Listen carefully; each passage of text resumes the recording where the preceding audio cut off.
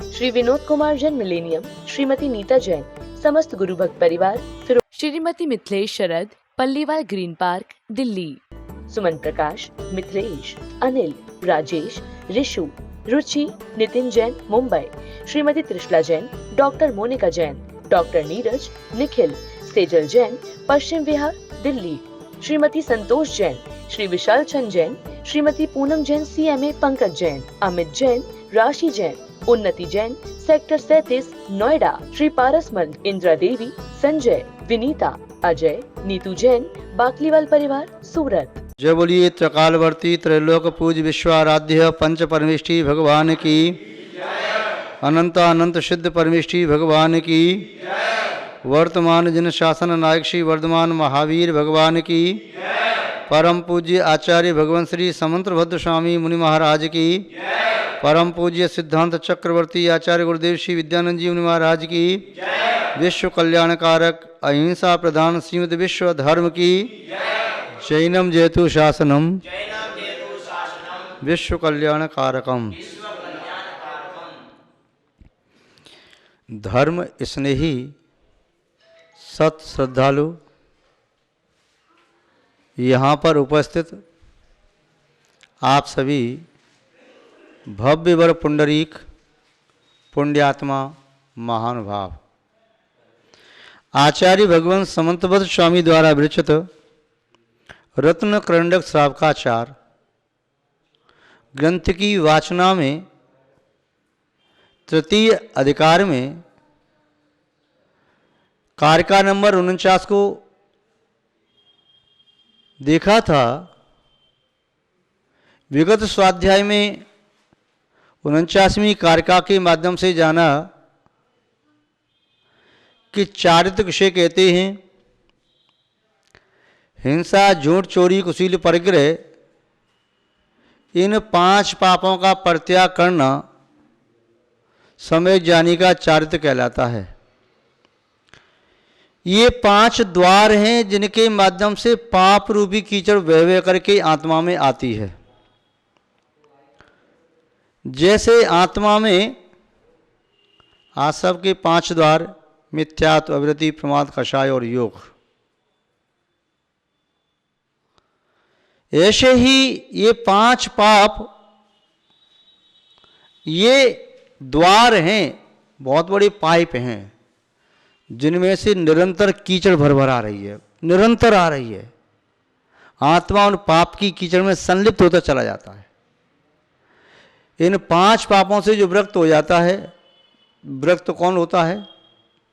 संजी, जिसके पास समीचीन ज्ञान है, संज्ञानी, सम्यक ज्ञानी, वह जानता है कि ये पाप है, मेरी आत्मा को दुख देने वाला है, इसे मुझे छोड़ना है। पाप मेरी आत्मा के लिए हितकारक कभी भी, कहीं भी, कैसे भी हो नहीं सकता। पुण्य कभी किसी जीव को दगा नहीं देता और पाप कभी किसी का सगा नहीं होता। पाप चाहे किसने भी किया हो, चाहे देव करे या नारकी, त्रंच करे या मनुष्य, अमीर करे या गरीब, कुलीन करे या नीच कुली, सुंदर करे या असुंदर, विद्वान करे या मूर्ख, पाप तो एक ऐसा अग्नि का गोला है जो इससे खेलेगा वह जलेगा। पाप तो विष मिश्रित भोजन सामग्री है, जो भी भक्षण करेगा मरेगा। पाप तो अस्त्र शस्त्र के साथ वाल कीड़ा कंडे का नाम है। छोटा बालक अस्त्र शस्त्रों के बीच में यदि वाल कीड़ा करेगा तो अपने अंग उपांग को भंग करके ही उठेगा। पाप जब आता है तब समझ में नहीं आता कि पाप आ रहा है।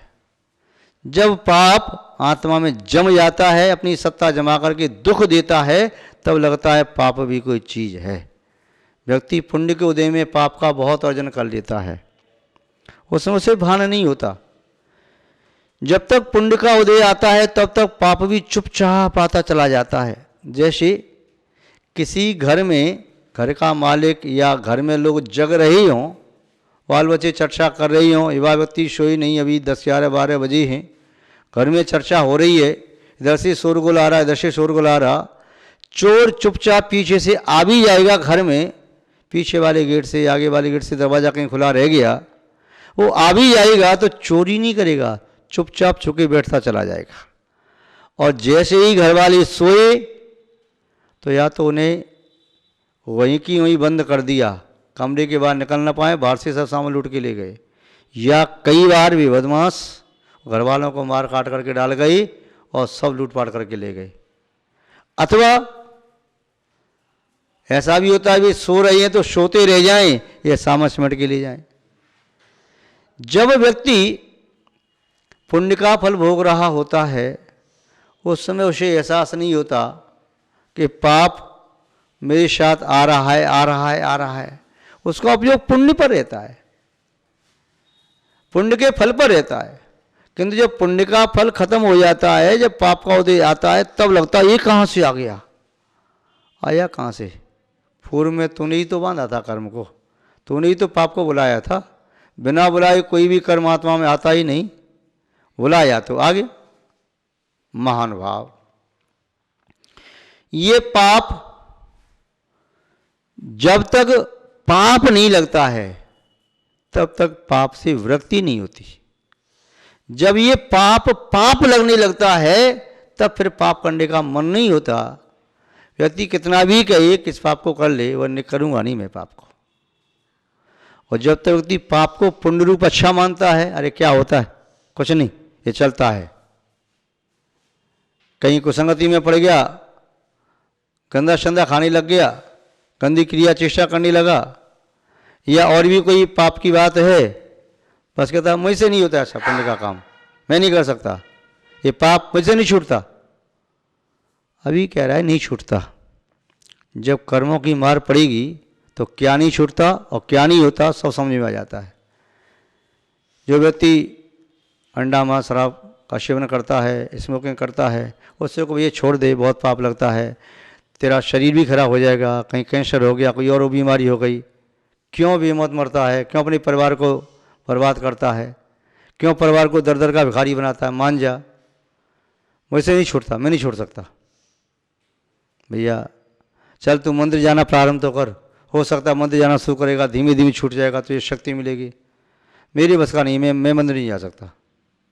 अभिषेक कर ले भैया, मैं नहीं कर सकता, तो मेरे पीछे पड़ गई हो, चैन से घर में रहने नहीं दोगे मुझे। वो झुंझुला ला करके घर वालों पर ऐसे दहाड़ता है, शेर की तरह से भूखा सिर दहाड़ता हो। घर वाले कुछ नहीं कह पाते। साल 2 साल 5 साल 10 साल, ज़्यादा ज़्यादा 12 साल 15 साल 20 साल पी करके शराब, गुर्दे हो गए खराब, पड़े हैं अस्पताल में, घर में कुछ बचा नहीं, पीने में सब बर्बाद कर दिया, व्यापार किया नहीं, कुसंगति में चल करके सब कुछ ला करके घर का आभूषण तक गिरवी रख दिया, बेच दिया, बर्तनों की नौबत आ गई, पड़ी अस्पताल में, कैंसर हो गया, लास्ट स्टेज है। डॉक्टर कह रहा है अब तो भगवान से दुआ करो ये बच्चे आएँ। अब आँखों में आंसू भर के देख रहा है परिवार वालों को, वही बाल बच्चे, वही पत्नी जब आनंद से रहते थे आज बिलख रही हैं, कुछ कर नहीं सकते और ये भी अब कर नहीं सकता। अब पुण्य करने का समय निकल गया, अब क्या करें। पाप का फल जब सामने से आया, क्यों पाप जब फल देता है तो एक तरफ से नहीं देता है, चारों तरफ से घेर करके पाप मारता है। कहीं जगह न मिल जाए भागने के लिए तो पाप जब तक नहीं मारता तब तक तो खड़ा रहता शांत। जब पाप की पूरी सेना आ जाती है तो चारों तरफ से पाप आत्मा को घेर लेता है, तब फिर कष्ट देता है। व्यक्ति कहता है महाराज चारों तरफ से मैं परेशान हूँ, शरीर से परेशान, व्यापार नहीं चल रहा तो परेशान, रिश्तेदारों से परेशान, घर में गृह क्लेश चल रहा है उससे परेशान, प्रतिष्ठा पर अब तो बट्टा लगने लगा, क्या करूं, जहर खा के मर जाऊं, आत्महत्या कर लूं, क्या करूं। भाई ऐसे शब्द कहने की नौबत क्यों आई? पहले से पुण्य के उदय में सचेत क्यों नहीं हुआ? क्यों पाप करता रहा? अब पाप करके तूने अपना घड़ा भर लिया, अब तो इस शरीर को छोड़ना चाहता है। शरीर के छोड़ने से क्या पाप छूट जाएंगे? तेरे पाप कर्म क्या शरीर से छुप गए हैं जो शरीर को छोड़ते ही वे पाप छूट जाएं? अरे भाई, वे पाप कर्म तो आत्मा के प्रदोषों से छुप गए हैं। जहाँ भी आत्मा जाएगी वे पाप कृतियाँ आत्मा के साथ में जाएंगी। आत्मा चाहे नरक में जाए, चाहे त्रंश गति में जाए, चाहे देवद्रोती में जाए, चाहे मनुष्य में पैदा हो जाए, पाप का फल तो भोगना पड़ेगा। व्यंतर आदि देव हो गए तो अन्य देवों से युद्ध हो रहा, मारपीट कर रहे हैं, उसे नौकरी तरह काम ले रहे हैं। पापी जीव अलग रहो, कोई स्थान नहीं, भटकते फिर रहे हैं। पशु हुए तो बोझा ढोरे दिन रात, सर्दी गर्मी बरसात के दुख सहन कर रहे। नरक में गए तो नार की मार काट कर रहे निरंतर। मनुष्य बन गए तो फिर ऐसे कुल में जन्म लिया, नीच कुल, दरिद्रता, विकलांग, शरीर रोगी, जन्मते ही माता पिता का वियोग हो गया, कुछ नहीं, अनाथ की तरह से। पाप छोड़ता नहीं है। परछाई भले ही साथ छोड़ जाए किंतु पाप साथ नहीं छोड़ता। परछाई अंधेरे में साथ छोड़ती है, जहाँ जहाँ प्रकाश मिलेगा परछाई तुम्हारी पड़ती ही रहेगी, किंतु पाप तो अंधेरे में भी साथ नहीं छोड़ता। शरीर छोड़ दो तभी साथ नहीं छोड़ता, पाप का फल तो भोगना ही पड़ता है।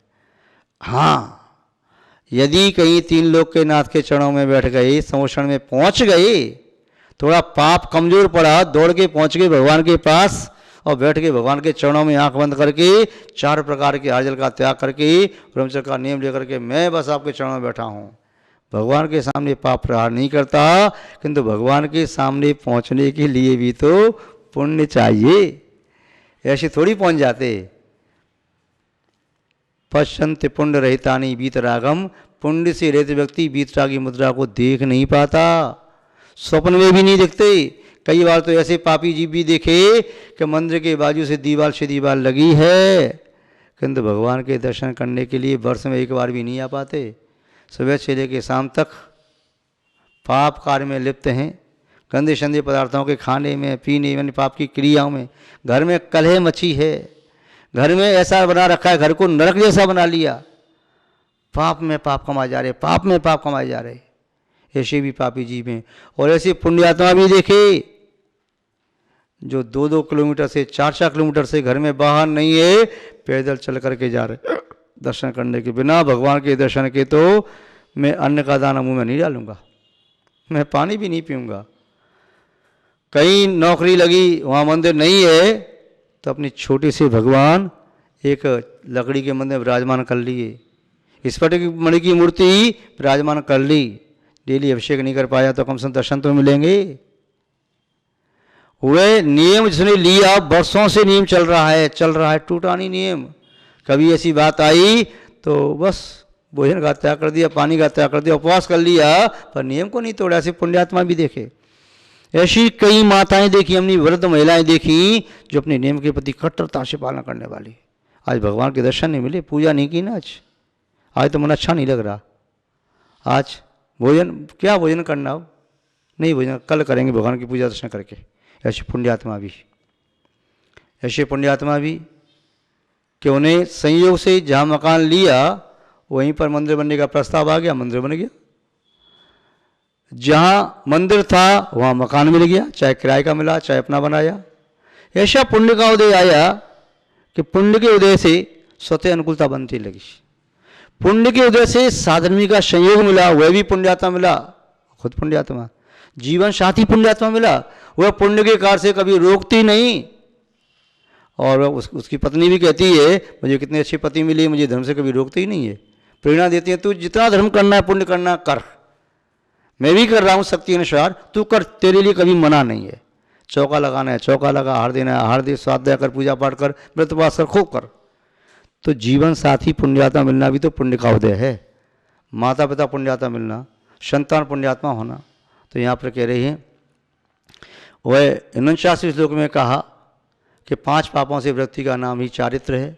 वह चारित्र 2 प्रकार का होता है, सकलम विकलम चरणम आचार्य महोदय कह रहे हैं सकलम विकलम चरणम तत्सकलम सर्वसंग विरतानाम अनगाराणाम विकलम सागाराणाम ससंगानाम।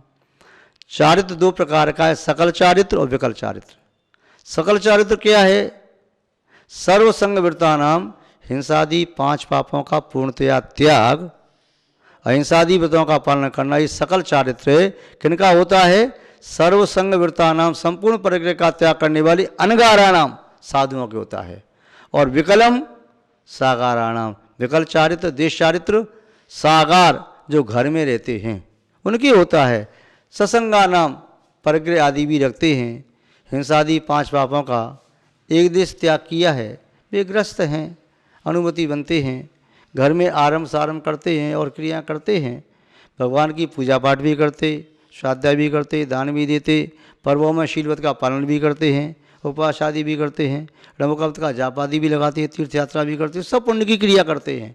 फिर भी घर में रह करके थोड़ा बहुत पाप भी होता है, फिर बचने का प्रयास करते हैं, वे ग्रस्त हैं जो व्रतों का पालन करते हैं।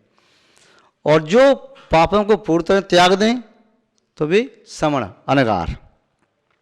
तो यहाँ पर आचार्य महोदय ने रत्नकंडक साहब का आचार है, श्रावकों की आचार संहिता बता रहे हैं, साधुओं की आचार संहिता मूलाचार आदि ग्रंथों में से देख करके आचरण की जा सकती है।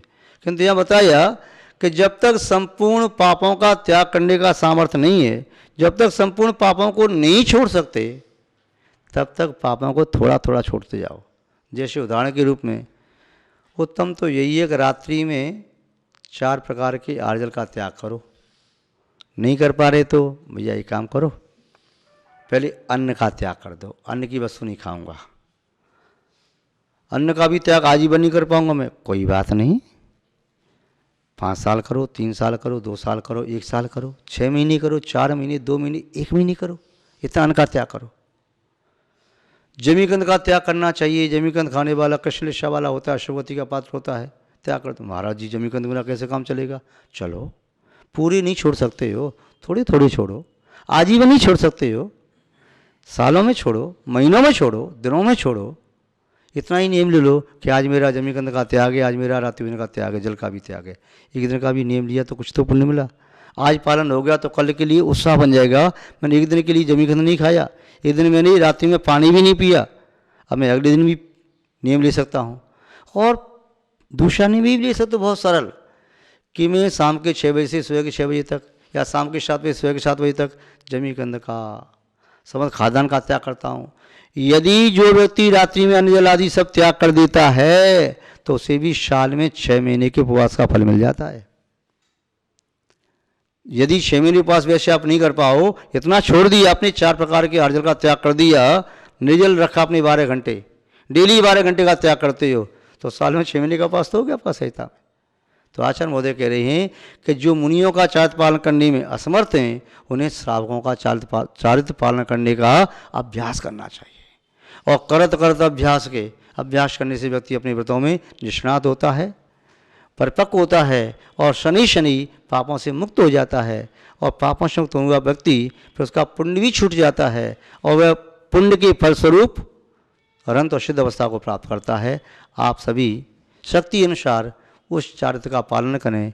बिना चारित्र का पालन किए कोई धर्मात्मा कैसे बनेगा, मोक्ष मार्गी कैसे बनेगा? तो आप लोग मोक्ष मार्गी बने, धर्मात्मा बने, यही हमारा आपके लिए मंगल आशीर्वाद है। इसी के साथ शब्द श्रृंखला को विराम देते हैं। जय बोलिए श्री शांतनाथ भगवान की, परम पूज्य आचार्य गुरुदेव श्री विद्यानंद जी महाराज की, अहिंसामय विश्व धर्म की।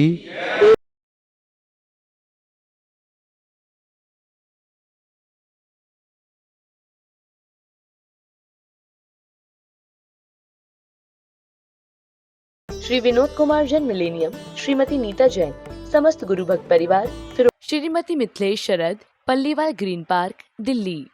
सुमन प्रकाश, मिथिलेश, अनिल, राजेश, ऋषु, रुचि, नितिन जैन, मुंबई। Shrimati Trishala Jain, doctor Monika Jain, doctor Neeraj, Nikhil, Sejal Jain, Paschim Vihar, Delhi.